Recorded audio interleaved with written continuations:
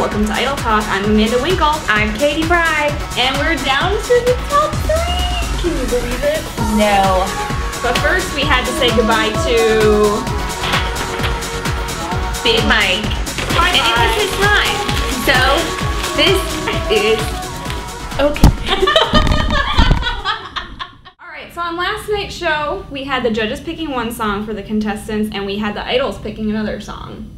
And let's run them down. We had Casey James. Yes. His first song that he chose was something I've never heard of called Okay, It's Alright by Me.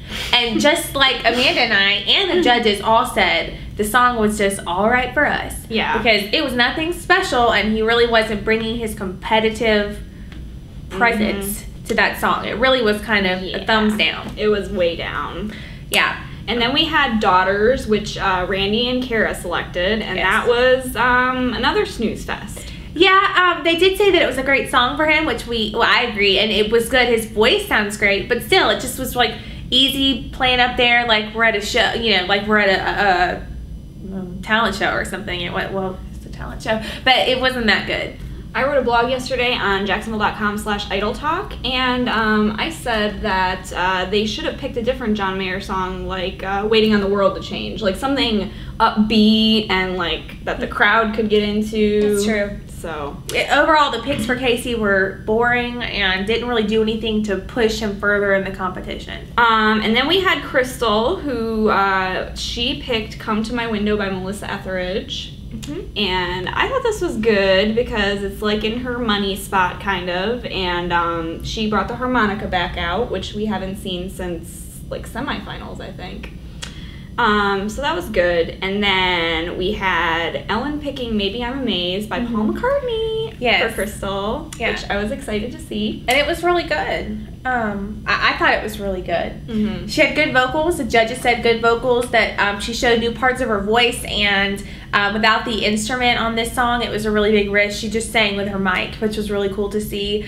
Really, it was the same Crystal that we've come to love throughout the competition, and she just displayed that once again. Nothing better or worse than that, just the same consistency of performance. And then we had Lee. Yeah, the big.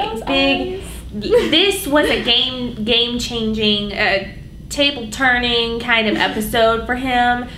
We have said all along that we thought Crystal was going to take this, but that all might have changed last night based on 2 songs that he did that completely really put him to number 1. So there's definitely going to be a battle here between Crystal and Lee for this winning, for this title. Yep. He sang Simple Man by Skynyrd, so yeah, home crowd.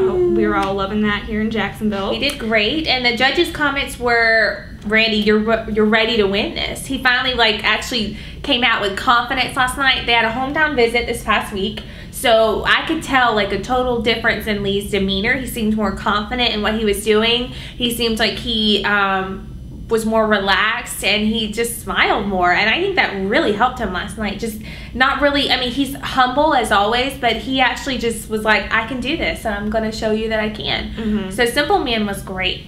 And then Simon picked Hallelujah for Lee, and there's been kind of debate on this because Tim Urban sang that earlier in the season.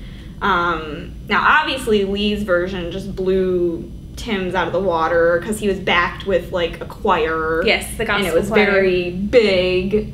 But I don't know, it still kind of irked me that Simon picked that song. It was an interesting choice, and it was maybe I feel a little more magnified than necessary, because when you do have all the instruments and lighting and the choir and everything seems a lot bigger.